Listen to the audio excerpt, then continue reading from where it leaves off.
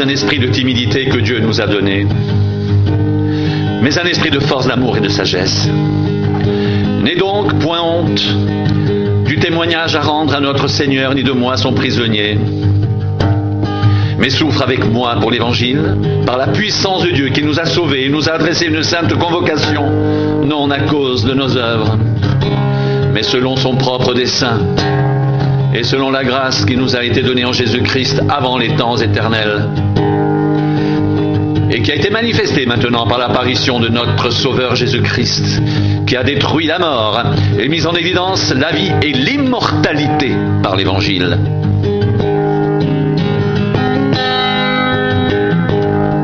C'est pour cet Évangile que j'ai été établi prédicateur et apôtre, chargé d'instruire les païens. Et c'est à cause de cela que je souffre ces choses. Mais je n'en ai point honte, car je sais en qui j'ai cru, et je suis persuadé qu'il a la puissance de garder mon dépôt jusqu'à ce jour-là.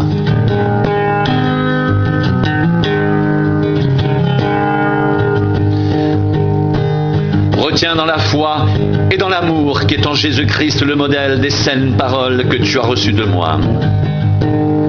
Garde le bon dépôt par le Saint-Esprit qui habite en nous.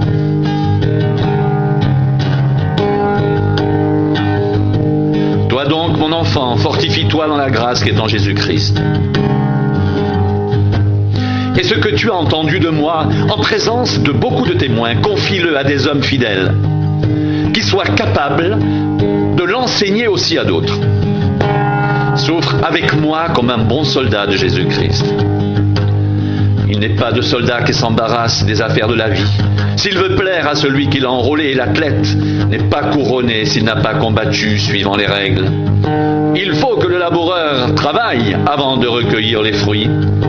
Comprends ce que je dis, car le Seigneur te donnera de l'intelligence en toutes choses.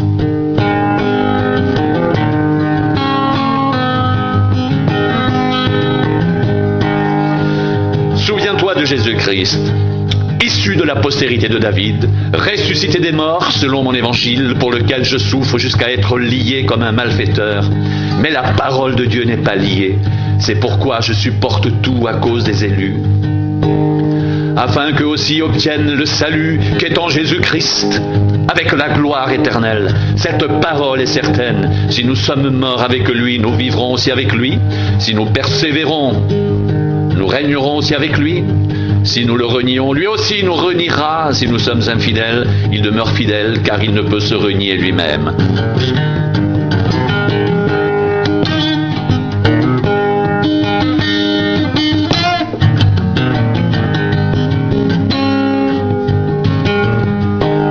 Rappelle ces choses en conjurant devant Dieu, qu'on évite les disputes de mots qui ne servent qu'à la ruine de ceux qui les écoutent.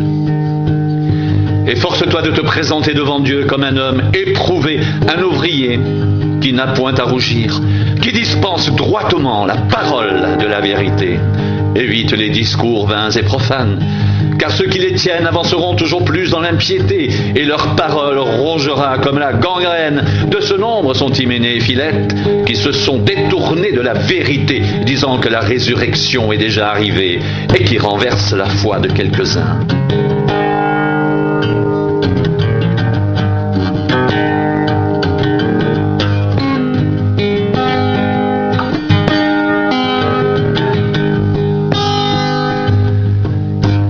Néanmoins, le solide fondement de Dieu reste debout. Avec ses paroles qui lui servent de sceau, le Seigneur connaît ceux qui lui appartiennent.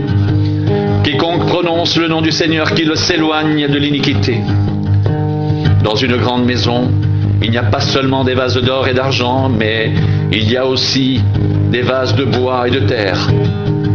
Les uns sont des vases d'honneur, les autres sont d'un usage vil. Si donc quelqu'un se conserve pur en s'abstenant de ces choses, il sera un vase d'honneur, sanctifié, utile à son maître, propre à toute bonne œuvre.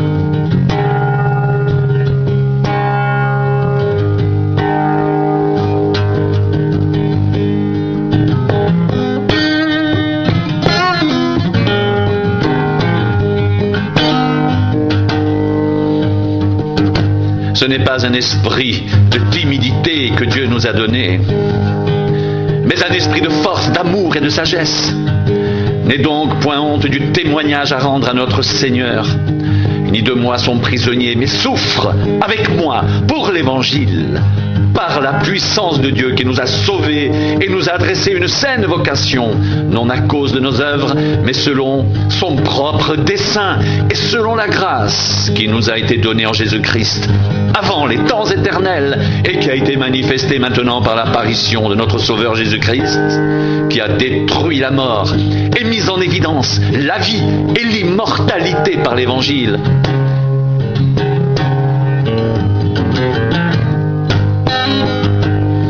C'est pour cet évangile que j'ai été établi, prédicateur et apôtre, chargé d'instruire les païens, et c'est à cause de cela que je souffre ces choses, mais je n'en ai point honte.